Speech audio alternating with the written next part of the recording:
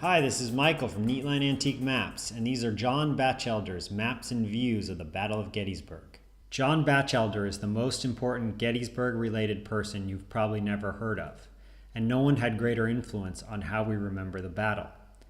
As soon as he heard what was taking place at Gettysburg, he made his way there, arriving a few days after the conclusion of the battle, many of the Confederate dead still unburied. That same year, he published this famous bird's-eye view map with all true positions for both armies for all 3 days of battle. And the generals were so impressed with this map that they endorsed it with their signature, including Union Commander General George S. Meade. Now, the end of the war does not diminish Bachelder's interest in Gettysburg, and he embarks on a new series of projects, including creating maps for each day of the battle, and commissioning well-known contemporary artist James Walker to create a huge painting depicting the repulse of Pickett's charge, which he eventually turned into an engraving. On the eve of the Battle of Gettysburg, the Civil War is essentially a stalemate, with over 200,000 casualties. General Lee pushes north into enemy territory, hoping to achieve a victory, reach Washington, and force an armistice before Grant captures Vicksburg and takes control of the Mississippi.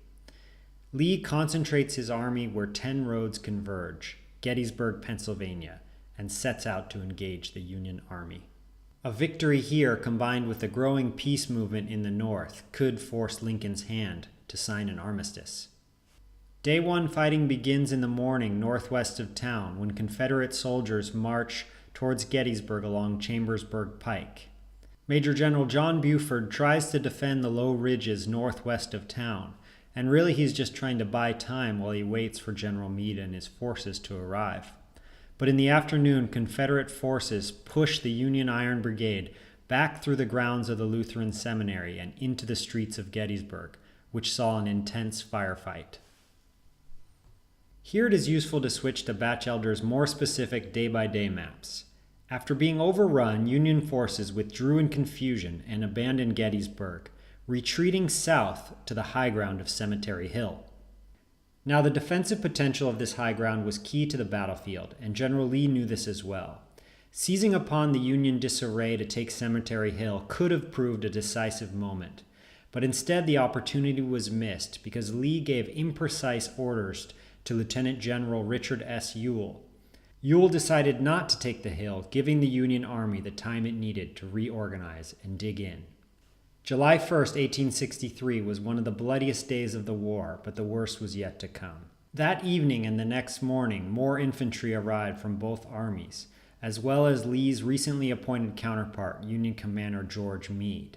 And as we can see from this comparison of Bachelder's Day 1 map on the left and Day 2 map on the right, Gettysburg has become the site of a full-scale clash. At the start of Day 2, the Union Army, almost 100,000 strong, is entrenched on Culp's Hill, Cemetery Ridge, and Cemetery Hill. This is the so-called fishhook formation. Lee's Day 2 plan is a general assault, with Lieutenant General James Longstreet's some 15-strong 1st Corps attacking the Union left flank, and Ewell's 2nd Corps engaging Union forces on Culp's Hill.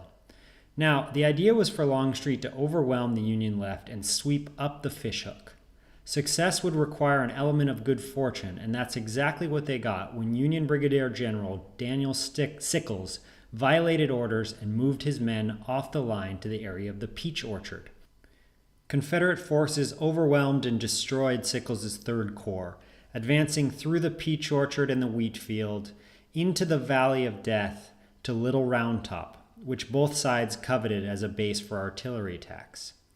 The ferocious and ultimately successful defense of Little Round Top by Union forces, including the famed bayonet charge of the 20th Maine, is one of the most storied episodes of the Civil War. July 3, 1863, the third and final day of the Battle of Gettysburg, is of course best known for Pickett's charge, the climactic event of the battle and a turning point in the entire Civil War. Lee's plan is to attack the center of the Union line on Cemetery Ridge. This assault is to be commanded by Longstreet and included Major General George Pickett's Virginia Division.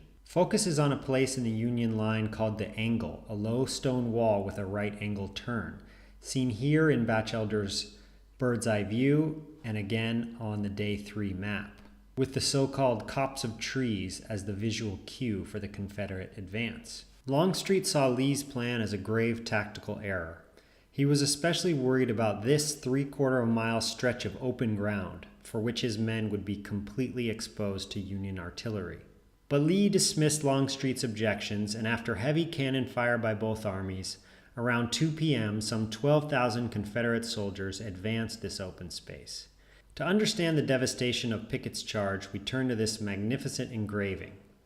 As much as anyone, Bachelder understood the historical importance of this moment and set out to capture both the accurate details and the grander drama of the scene. Perspective is from the Union rear, and the panorama stretches along Seminary Ridge from the Round Tops to Gettysburg town. Focus is on the Confederate assault on the Angle. Now, the toll inflicted on Confederate forces by Union cannon fire was horrifying, but amid the carnage, some Confederate soldiers pushed the Union line back here, and this spot is referred to as the high water mark of the Confederacy, a term actually conceived of by Bachelder to reference what was arguably the South's best chance of achieving victory in the Civil War. Success, however, was short-lived. Confederates were crushed, and Pickett lost 2/3 of his men. The assault had lasted less than an hour. Awaiting the Confederate attack in the foreground, we see Union Commander George S. Meade. Meade had correctly guessed the night before that Lee would attack the center and bolstered the position. Although only recently appointed by Lincoln, Meade deployed his forces effectively at Gettysburg. Also in the foreground, we have this emotional scene where Confederate General Lewis Armistead, mortally wounded, is being helped by Union officers, to one of which he gives his pocket watch, a gift for his friend, Union General Winfield Scott Hancock. The Union victory at Gettysburg galvanized the North, where it was immediately conceived of as its Waterloo. We have to remember that Lee had been thought to be invincible, and the victory had a tremendous psychological impact on both sides.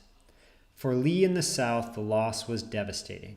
Gone forever was the chance to march on Washington. It was a seminal moment in the history of the United States, one that deserves this majestic image created by Walker and Bachelder. Thanks for listening.